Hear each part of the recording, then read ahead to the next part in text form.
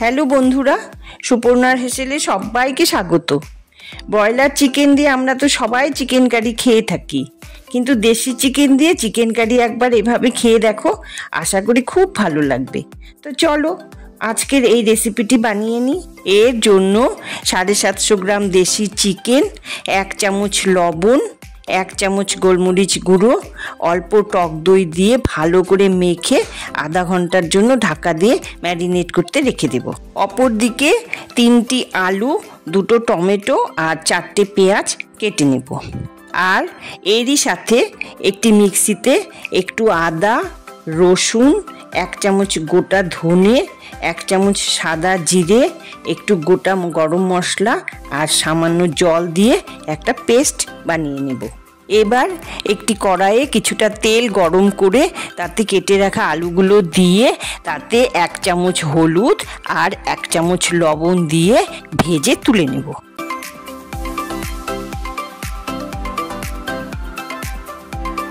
তারপর ওই তেলেই গোটা গরম মশলা, একটা শুকনো লঙ্কা আর 2টো তেজপাতা ফোড়ন দিয়ে ম্যারিনেট করে রাখা মাংসটা দিয়ে লো ফ্লেমে একটু নাড়াচাড়া করে নেব।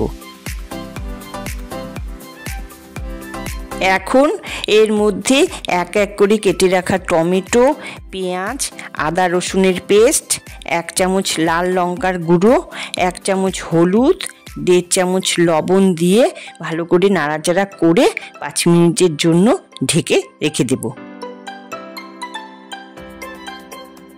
এভাবে ঢেকে রান্না করলে মাংসটা জল ছাড়বে।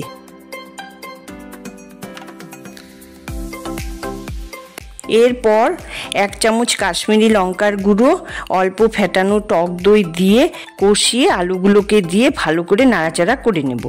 বন্ধুরা, দেশি চিকেন সেদ্ধ হতে অনেকটা সময় লাগে, তাই আমি একটা একটা করে উপকরণ দিচ্ছি আর ভালো করে নাড়িয়ে নিচ্ছি।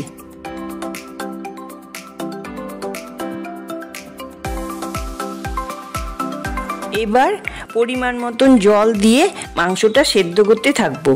সব শেষে টমেটো সস আর 1 চামচ গরম মশলার গুঁড়ো দিয়ে মিশিয়ে নিলেই তৈরি হয়ে যাবে দেশি চিকেনের চিকেন কারি। বন্ধুরা, তোমরা বাড়িতে অবশ্যই বানিয়ে খেয়ে দেখো আর কমেন্ট করে আমাকে জানিও কেমন লাগলো। তা আজকের মতন আসি তাহলে, টাটা।